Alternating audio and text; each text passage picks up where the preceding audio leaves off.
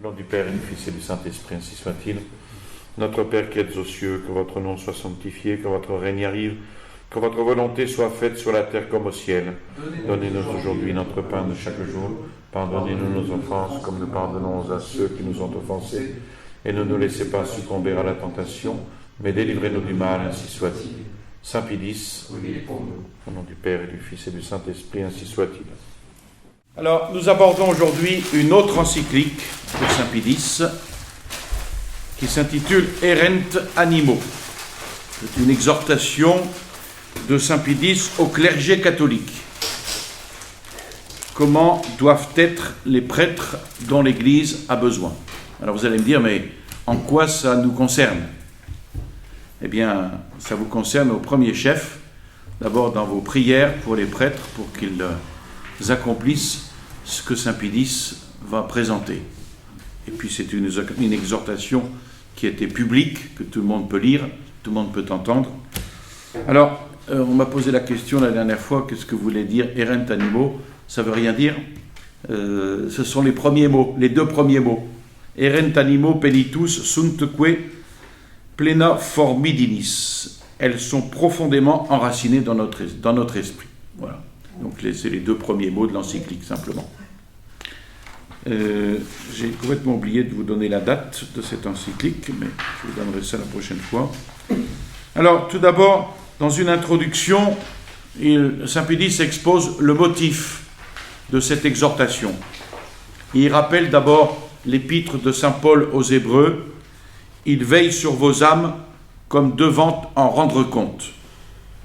Donc, ce sont des paroles qui s'adressent à tous ceux qui ont autorité dans l'Église, et plus particulièrement au pape, qui doit rechercher, dit Saint Pie X, jour et nuit, les moyens de sauvegarder, de faire progresser le troupeau du Seigneur. Ça a d'ailleurs été la principale préoccupation de Monseigneur Lefebvre en fondant la fraternité, le sacerdoce. Il affirme ensuite quelle est sa principale préoccupation, et ce sont ses propres termes, principale préoccupation, que les hommes honorés du sacerdoce soient absolument tels que l'exige l'accomplissement de leur charge. Saint Pie X est persuadé que c'est de là surtout qu'il faut attendre le bon état et le progrès de la religion. Et c'est pourquoi il va exhorter les évêques à mettre leurs soins les plus persévérants, les plus actifs, à former le Christ dans ceux qui sont destinés, en vertu de leur charge, à former le Christ dans les autres. Si les prêtres sont destinés à former le Christ dans les autres, il faut que eux-mêmes forment en eux le Christ. Et puis, Saint Pie X veut louer et remercier publiquement la vigilance, la sollicitude des évêques, de ces évêques qui se sont acquittés avec empressement à la tâche de former le clergé à la vertu. Et puis, il va féliciter également les prêtres, de nombreux prêtres, de voir ces nombreux prêtres faire revivre ou accroître en eux la grâce qu'ils avaient reçue le jour de leur ordination sacerdotale. Il déplore, cependant, qu'il y en ait certains qui ne se montrent pas tels que le peuple chrétien puisse avoir pour modèle à imiter. Cause évidemment de scandale. Donc cette lettre s'adresse particulièrement à eux, justement à ces prêtres qui ne se montrent pas tels que le peuple chrétien puisse avoir pour modèle à imiter. Donc elle s'adresse particulièrement à eux pour ramener à de meilleurs sentiments les prêtres dévoyés ou les prêtres tièdes. Et puis, cette lettre se veut aussi un stimulant pour les autres. Il veut donc montrer le chemin à suivre, et à suivre avec ardeur, pour qu'il soit, selon l'expression de saint Paul, homme de Dieu, et pour répondre aussi à la légitime attente de l'Église. Alors, quel est le chemin à suivre? Saint Pilice ne prétend pas enseigner de nouveautés, mais simplement rappeler certaines choses en espérant que sa parole puisse porter des fruits abondants. Que leur demande saint Pilice?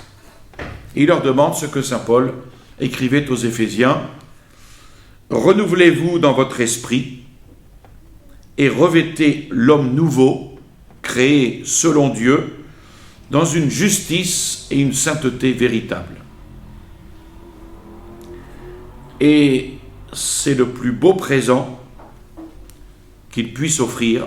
Saint Pilice dit: c'est le plus beau présent que vous pourriez m'offrir en ce 50e anniversaire de mon sacerdoce. Et en repassant les années de sacerdoce, saint Pilice veut expier ce qu'il doit y regretter de trop humain, en exhortant les prêtres à, selon l'expression de saint Paul, marcher dignement devant Dieu et à lui plaire en toutes choses.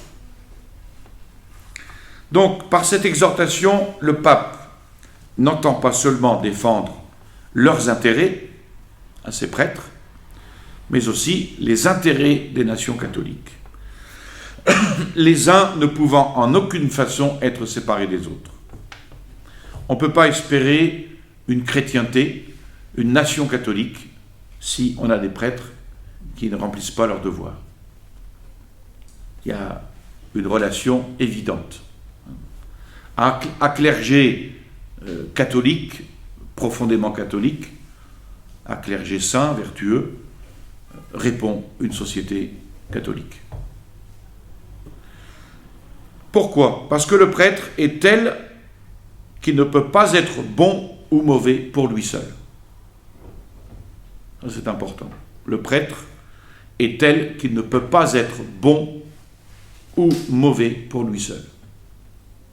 S'il est mauvais, sa conduite va entraîner beaucoup d'âmes. S'il est bon, également. Sa conduite, sa manière de vivre sont pour le peuple de grandes conséquences. Et saint Pilice de conclure cette partie: quel immense trésor qu'un prêtre vraiment bon partout où il se trouve. Voilà le motif donc de cette exhortation. Il aborde donc un premier chapitre: le prêtre doit être saint.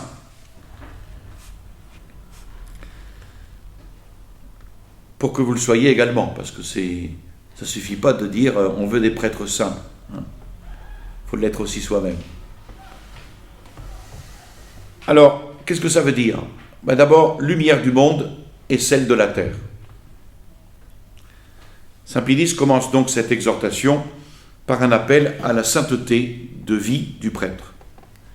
Et sainteté que requiert d'ailleurs sa dignité sacerdotale. S'il a été élevé à la dignité sacerdotale, il est évident que cette dignité réclame de sa part sainteté de vie. Le prêtre qui exerce le sacerdoce ne l'exerce pas seulement pour lui, mais aussi pour les autres. C'est pour ça que, au cours d'un séminaire, par exemple, on verra tel ou tel séminariste, s'il est généreux, s'il n'est pas généreux. S'il n'est pas généreux, ça veut dire qu'il pense qu'à lui. Donc ici, le sacerdoce, le prêtre ne l'exerce pas seulement pour lui, mais aussi pour les autres. Car, dit saint Paul, tout pontife pris d'entre les hommes est établi pour les hommes en ce qui regarde Dieu. Et notre Seigneur a exprimé la même pensée lorsque, pour montrer en quoi doit consister l'action sacerdotale, il compare les prêtres au sel et à la lumière.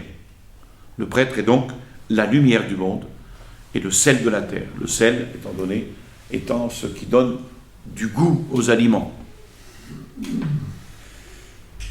Cela consiste en quoi? être lumière du monde, celle de la terre. Cela consiste d'abord, pour le prêtre, à communiquer la vérité chrétienne.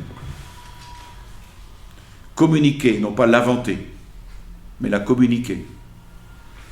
Un tel ministère est à peu près inutile si le prêtre n'appuie pas de son exemple ce qu'il enseigne de vive voix, évidemment.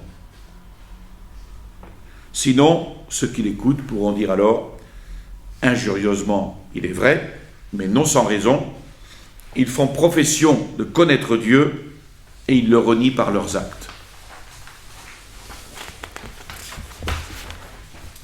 Les fidèles repousseront alors la doctrine et ne profiteront pas de la lumière du prêtre. Et c'est pourquoi le Christ lui-même constitue le modèle des prêtres. C'est pour ça que le Christ lui-même, qui est constitué comme le modèle des prêtres, a d'abord enseigné par l'exemple et ensuite par la parole. Comme on lit dans le livre des Actes des Apôtres, Jésus a commencé à agir, il a enseigné après. De même, s'il néglige la sainteté, le prêtre ne pourra pas être le sel de la terre. En effet, ce qui est corrompu, ce qui est contaminé, n'est aucunement propre à conserver. Et là où la sainteté fait défaut, il est inévitable que la corruption s'introduise. Pourquoi parler de corruption, de conservation? Parce que justement, autrefois, quand on n'avait pas de frigidaire, un congélateur, on gardait la viande dans du sel. Ça évitait à la viande de se corrompre. Donc il y a un lien aussi entre ce sel qui donne le goût et aussi qui conserve, qui préserve de la corruption. C'est pour ça qu'on comprend pourquoi le Christ, poursuivant cette comparaison, appelle de tels prêtres un sel fade, qui n'est plus bon, on trouve ça en Saint Matthieu, qui n'est plus bon à rien, sinon à être jeté dehors, et dès lors à être foulé aux pieds par les hommes.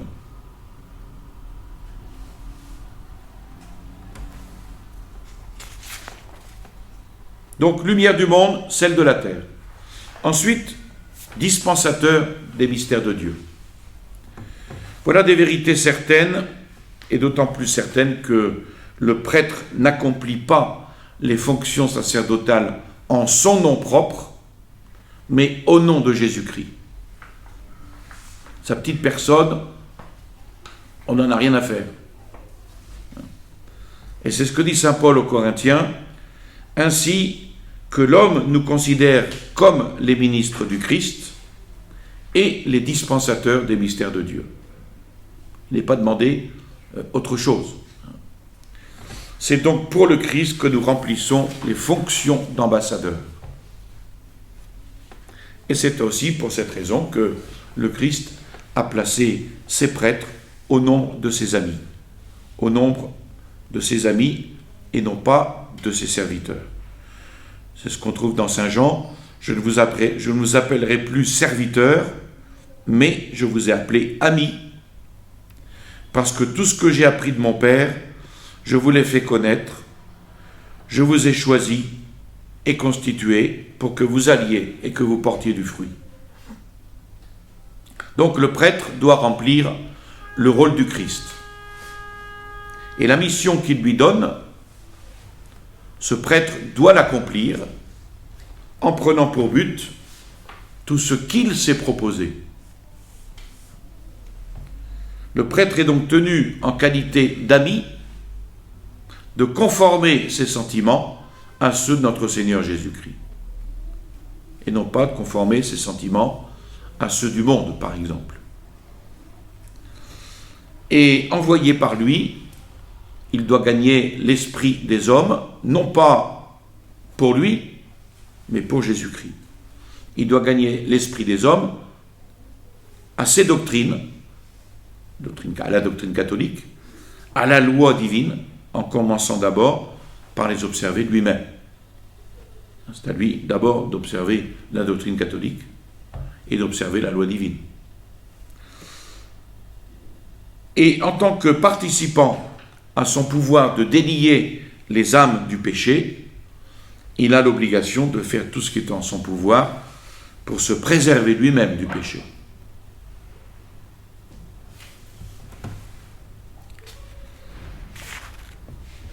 Dispensateur des mystères de Dieu, lumière du monde, celle de la terre, maintenant administrateur des choses saintes. Par-dessus tout, en tant que son ministre dans l'offrande du sacrifice par excellence, le prêtre doit se mettre dans le même état d'esprit que celui dans lequel, hostie immaculée, il s'est offert à Dieu sur l'autel de la croix. Car si autrefois, où il ne s'agissait que d'apparence et de figure, une si grande sainteté était requise des prêtres, dans l'Ancien Testament, qu'en sera-t-il du prêtre maintenant que la victime est le Christ? C'est Saint Jean Chrysostome qui dit ceci: « Combien donc ne doit pas être plus pur celui qui prend part à un tel sacrifice? Plus immaculé que le rayon du soleil, la main qui partage cette chair, la bouche que remplit un feu spirituel, la langue qui rougit un sang si redoutable. » Et avec une grande justesse, Saint Charles Borromée insiste sur ce point dans un de ses discours au clergé, à son clergé. Si nous nous rappelions quelle grande et sainte chose le Seigneur a déposée en nos mains, quelle force aurait cette considération pour nous porter à mener une vie digne d'homme d'église. Qu'y a-t-il que le Seigneur n'ait mis dans ma main quand il y a déposé son Fils unique, coéternel et égal à lui? Il a mis en ma main tous ses trésors, ses sacrements et ses grâces. Il y a placé les âmes qui sont ce qu'il a de plus cher, qu'il a préféré à lui-même dans son amour, qu'il a racheté de son sang. Il a mis en ma main le ciel pour que je puisse l'ouvrir et le fermer aux autres. Comment donc pourrais-je être assez ingrat, après tant de faveurs et d'amour, pour pécher contre lui, pour lui manquer de respect, pour souiller un corps qui est le sien et pour déshonorer cette dignité, cette vie consacrée à son service? Voilà ce qu'on aurait aimé entendre au synode d'Amazonie. Il y a une préoccupation continuelle de l'Église. À cette sainteté de vie, l'Église tend par ses efforts. Et les séminaires, par exemple, ont été institués dans ce but, c'est-à-dire une instruction dans les lettres et les sciences, oui, mais surtout formation, depuis les plus tendres années, à tout ce qui concerne la piété. Exhortation à la sainteté, selon l'avancement des candidats, par les divers degrés qui sont séparés de longs intervalles. Et quelles sont ces étapes? Alors, d'abord, dès l'enrôlement dans la milice sacrée, l'Église veut un engagement formel. C'est le psaume 15, « Le Seigneur est la part de mon héritage et de mon calice.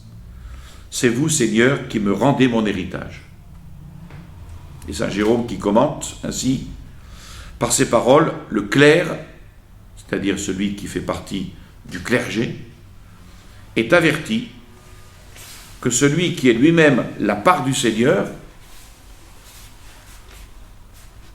ou qui a le Seigneur en partage, doit se montrer tel que lui-même possède le Seigneur et soit possédé par lui. » Et c'est pour cela que l'Église tient le langage suivant à ceux qui s'engagent dans le sous-diaconat, c'est-à-dire qu'à partir du sous-diaconat, on ne peut plus revenir en arrière. D'ailleurs, dans la cérémonie du sous-diaconat, le séminariste fait un pas.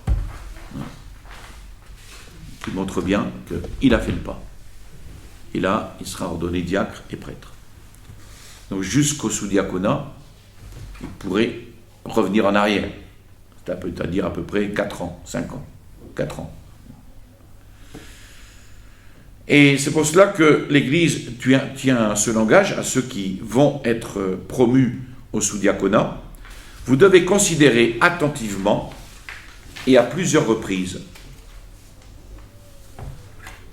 quelle charge vous assumez librement aujourd'hui. Si vous recevez cet ordre, il ne vous sera plus permis de revenir sur votre dessein. Mais il vous faudra rester pour toujours au service de Dieu et garder avec son aide la chasteté. Si jusqu'à présent vous avez été négligent en ce qui concerne l'Église, désormais vous devez être assidu. Si jusqu'à présent vous avez été somnolent, si pendant 4 années de séminaire, les 4 premières années vous avez été somnolent, vous devez désormais être vigilant. Si jusqu'à présent vous avez été déshonnête, désormais vous devez être chaste. Songez au ministère qui vous est confié. Et pour ceux qui vont recevoir le diaconat, donc en général c'est 1 an ou quelques mois avant le sacerdoce, l'Église adresse à Dieu cette prière par la bouche de l'évêque, qu'il y ait en eux abondance de toutes sortes de vertus, une autorité modeste, une pudeur constante, la pureté de l'innocence, la fidélité à la discipline spirituelle. Que vos préceptes, Seigneur, resplendissent dans leurs mœurs et que leur chasteté exemplaire porte le peuple à les imiter saintement. Mais les avertissements que l'Église adresse à ceux maintenant qui vont recevoir le sacerdoce émeuvent encore plus profondément. Voilà ce que dit l'Église. C'est avec une grande crainte qu'il faut s'élever à une si haute dignité. Et l'on doit veiller à ce que ceux qui sont élus se recommandent par une sagesse céleste, des mœurs sans reproche, une continuelle observation de justice, que le parfum de votre vie soit un des attraits de l'Église de Dieu, en sorte que par la prédication et l'exemple, vous construisiez la maison, c'est-à-dire la famille de Dieu. Et elle ajoute un conseil très grave, conformez votre vie au mystère que vous célébrez. Ce qui est conforme au précepte de saint Paul, que nous rendions tout homme parfait dans le Christ Jésus. Voilà la pensée de l'Église sur le prêtre, sur la vie du prêtre. Donc on ne doit pas s'étonner de l'unanimité des saints-pères et des docteurs à enseigner sur ce point une doctrine qui, à certains esprits, pourrait sembler presque excessive. Si on les étudie sagement, on ne reconnaîtra dans leur enseignement rien que de très vrai et de très juste. Alors, quelle est cette doctrine qui semble excessive pour certains?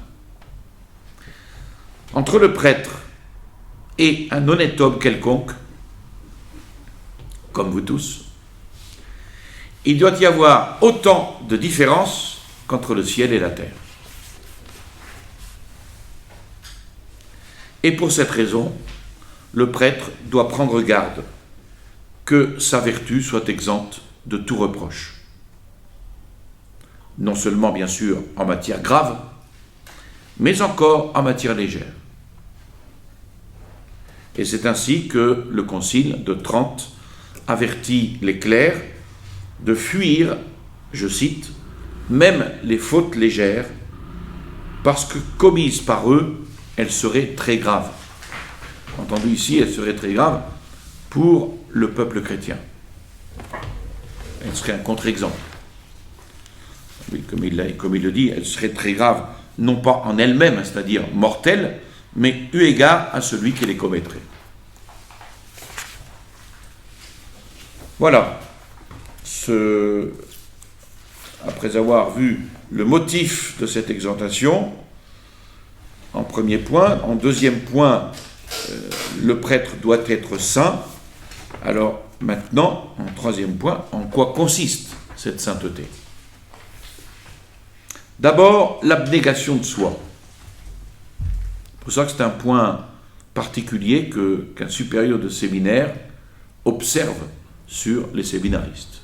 Est-ce qu'il y a une abnégation de soi-même ? Quiconque ignore en quoi consiste la sainteté ou se trompe à son sujet court certainement un grand danger. Donc il faut bien savoir de quoi on parle. Certains pensent et osent même enseigner que le mérite d'un prêtre consiste uniquement à se dépenser sans réserve au service du prochain. Celui qui va multiplier les œuvres, qui va aller dans tous les sens, qui va s'agiter, etc. Ça, c'est un saint prêtre. Donc saint Pie X certains pensent que, et ils osent même enseigner que le mérite d'un prêtre consiste uniquement à se dépenser sans réserve au service du prochain. Conséquence, laissant presque entièrement de côté ces vertus par lesquelles l'homme travaille à sa propre perfection, et qu'ils appellent pour cela vertus passives, ils prétendent qu'il faut consacrer toutes ses forces, tout son zèle, à pratiquer et à cultiver les vertus actives. On retrouve ici quelque chose qu'on avait vu dans l'américanisme. C'est là une doctrine totalement erronée et pernicieuse. C'était en effet l'erreur de l'américanisme. Saint Paul, aux Hébreux,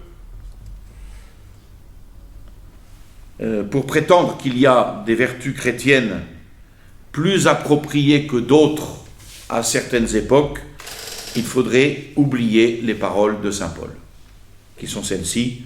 Ceux qu'il a connus d'avance, il les a aussi prédestinés à devenir conformes à l'image de son Fils. Donc le maître et le modèle de toute sainteté, c'est Jésus-Christ, et c'est sur lui que doit se réguler quiconque désire entrer au séjour des bienheureux. Or, le Christ ne change pas au cours des siècles, mais il est le même, comme dit saint Paul, hier et aujourd'hui, et il sera le même dans tous les siècles. C'est donc aux hommes de tous les âges que s'adresse cette parole, et aux hommes du XXIe siècle également. Recevez mes leçons, car je suis doux et humble de cœur.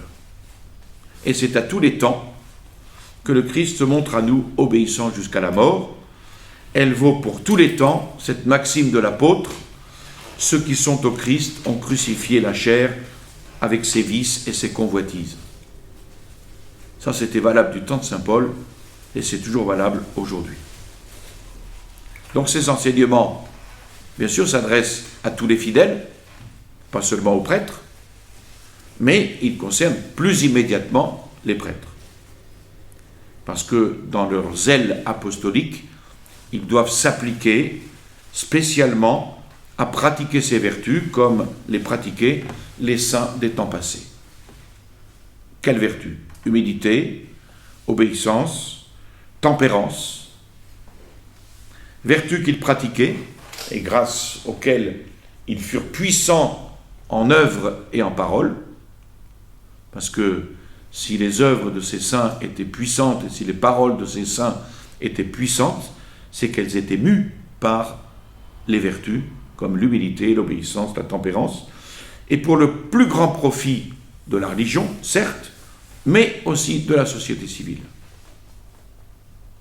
Ici, il y a le côté politique de saint Pie X qu'il n'oublie pas. Si la société civile doit être sainte, il faut que les prêtres soient saints. Léon XIII a eu parfaitement raison de mentionner spécialement la tempérance.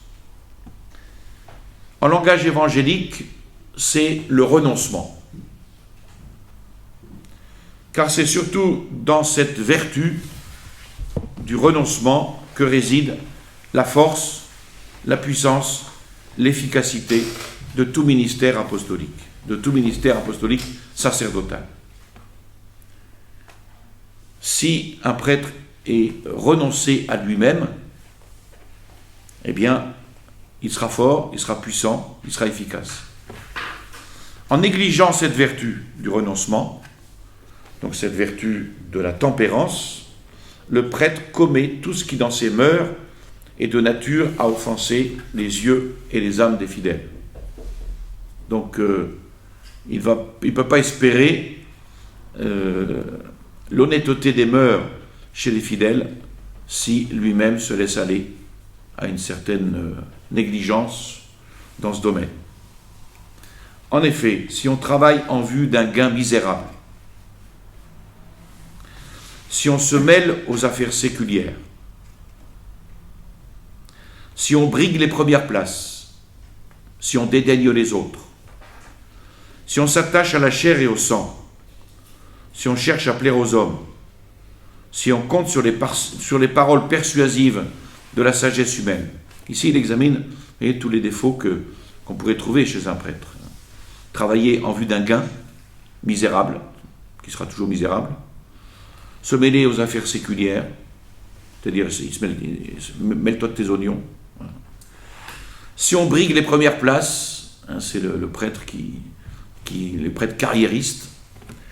Si on dédaigne les autres, si on s'attache à la chair et au sang, si on cherche à plaire aux hommes, si on compte sur les paroles persuasives de la sagesse humaine, tout cela vient d'où?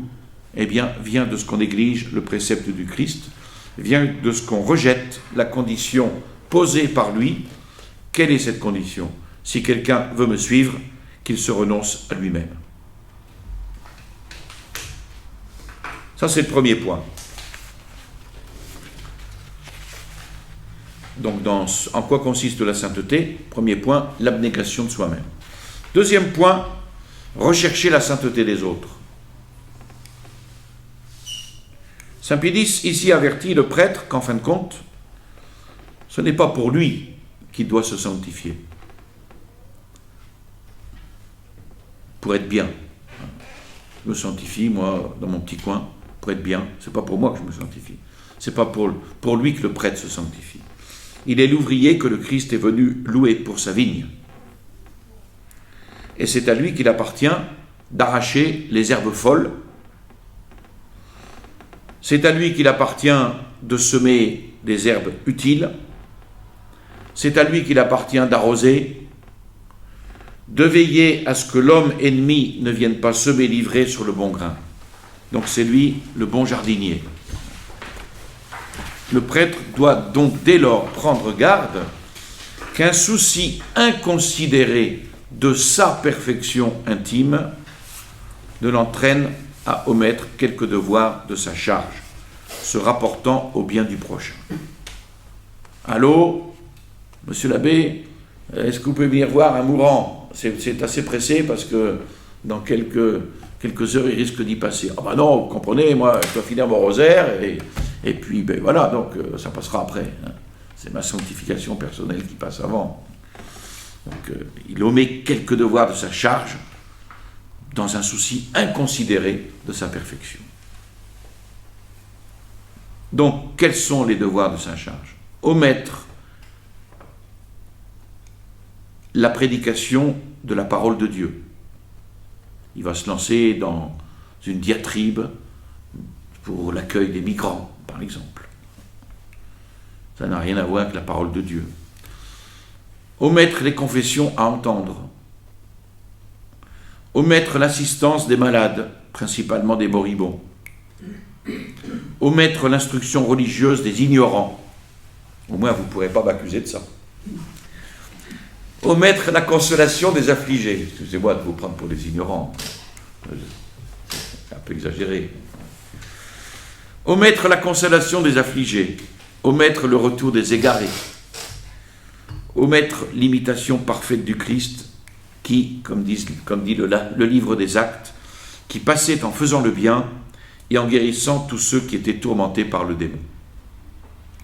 Donc en tout cela, il doit avoir toujours présent à l'esprit ce grave avertissement de saint Paul: ni celui qui plante, ni celui qui arrose ne sont rien, mais Dieu qui fait croître est tout. Donc il faut semer, et le prêtre doit semer, et parfois dans les larmes, parce qu'il n'obtient pas ce qu'il veut. Il voit l'inefficacité peut-être temporaire de son apostolat. Il faut entretenir nos semences. Le prêtre doit entretenir ses semences au prix d'un labeur considérable.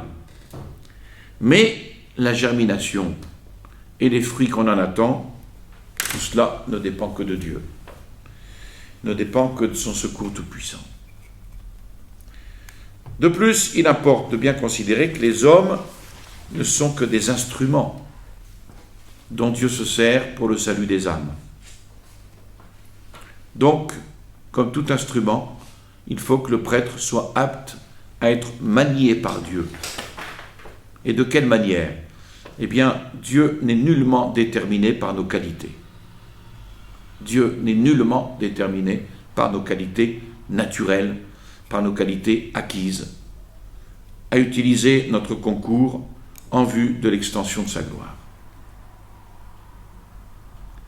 Parce que, comme l'écrit saint Paul, encore aux Corinthiens, Dieu a choisi ce qui est insensé, selon le monde, pour confondre les sages. Dieu a choisi ce qui est faible aux yeux du monde pour confondre la force. Et Dieu a choisi ce qui est humble et méprisable au gré du monde, ce qui n'est rien pour détruire ce qui est. Donc c'est ça un prêtre. Un homme insensé, un homme faible, un homme humble, méprisable au gré du monde, et qui n'est rien, mais qui n'est rien lui-même pour détruire ce qui est. Dieu a choisi ce qui est humble et méprisable au gré du monde, ce qui n'est rien pour détruire ce qui est. Alors, une seule chose unit l'homme à Dieu. Une seule chose le rend agréable à Dieu. Une seule chose le rend agréable à Dieu et en face un ministre non indigne de sa miséricorde, c'est la sainteté de sa vie et de ses mœurs, qui consiste dans la connaissance suréminente de Jésus-Christ. Et si cette sainteté manque au prêtre, tout lui manque.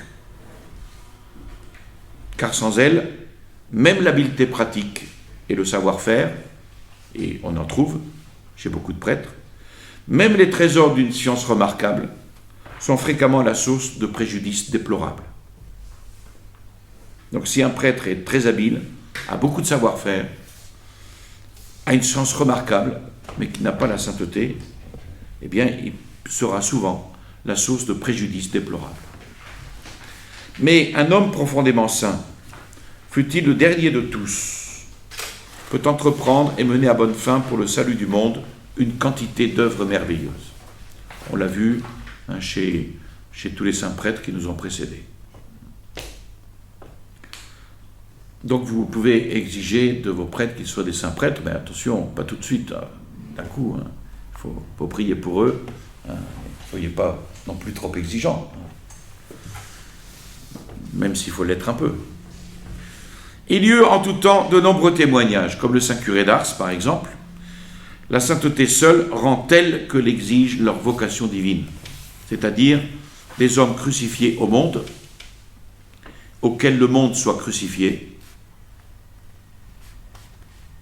des hommes marchant dans une vie nouvelle, des hommes qui selon le conseil de l'apôtre, se montrent ministres de Dieu par les travaux, les veilles, les jeûnes, la suavité, une charité sans feinte, la sincérité du langage, la chasteté, la science, la patience, l'Esprit Saint. Des hommes qui n'aspirent qu'au bien céleste et travaillent de toute leur force à y conduire le prochain. Voilà en quoi consiste la sainteté. Maintenant, dans un 4e chapitre, il étudie les moyens de sanctification. Nous verrons simplement aujourd'hui la prière. Nous verrons la suite la prochaine fois. Comme moyen de sanctification, la prière. Tout d'abord, sa nécessité. La sainteté de vie étant le fruit de notre volonté en tant que fortifiée par le secours de la grâce divine.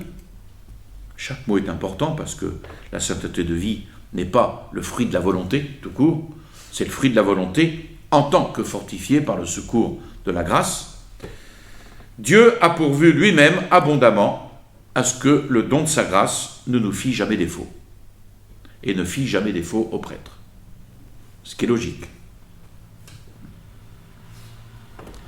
On peut l'obtenir par une prière assidue. Il y a donc nécessairement entre la prière et la sainteté une dépendance, et une dépendance telle que l'une ne peut exister sans l'autre. J'estime, dit saint Jean Chrysostome, qu'il est manifeste aux yeux de tous que vivre vertueusement est tout simplement impossible sans le secours de la prière. C'est pour ça que ce n'est pas une affaire uniquement de volonté. Ce n'est pas le fruit de notre volonté tout court. Saint Augustin conclut de même par ce trait: celui-là sait bien vivre, qui sait bien prier.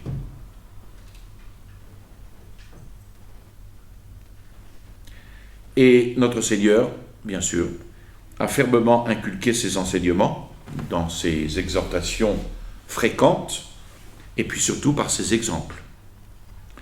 Il se retire dans le désert, il gravit la montagne seul pour prier, il passe des nuits entières absorbé dans la prière, il va fréquemment au temple, et puis sur la croix aussi, en pleine agonie. Il est donc certain et bien établi que, pour tenir dignement son rang, pour remplir son devoir, le prêtre doit se consacrer avant tout à la prière. Non pas par habitude, comme c'est peut-être souvent à déplorer, mais par ferveur. Plus que tout autre, le prêtre doit obéir au précepte du Christ. Il faut toujours prier. Précepte que saint Paul recommande instamment: persévérez dans la prière, apportez-y de la vigilance avec des actions de grâce, priez sans cesse. Et pour une âme possédée du désir de sa propre sanctification, et ceci est valable pour nous tous, nombreuses sont les occasions de s'élever vers Dieu durant le jour. Et puis tout nous porte, dit saint Pie X, à pleurer en présence du Seigneur. À pleurer en présence du Seigneur. Tout nous porte à cela. Quoi? Eh bien, les angoisses intimes, la violence et l'opiniâtreté des tentations, l'impuissance et la stérilité des œuvres, les péchés et les négligences sans nombre, la crainte des jugements divins, et après avoir obtenu son secours, à nous enrichir facilement par l'acquisition de mérites. Donc c'est au prêtre surtout qu'il appartient d'implorer, de fléchir la divine clémence, de prier instamment le Christ qui, dans son infinie bonté, prodigue au prêtre toutes ses grâces dans son admirable sacrement. Et ce surtout devant le déluge de crimes qui va se répandant et s'élargissant partout. Voilà. Une très belle encyclique, une très belle exhortation. Je vous salue Marie, pleine de grâce, le Seigneur est avec vous. Vous êtes bénie entre toutes les femmes, et Jésus, le fruit de vos entrailles, est béni. Sainte Marie, Mère de Dieu, priez pour nous pauvres pécheurs, maintenant et à l'heure de notre mort, ainsi soit-il. Au nom du Père et du Fils et du Saint-Esprit, ainsi soit-il.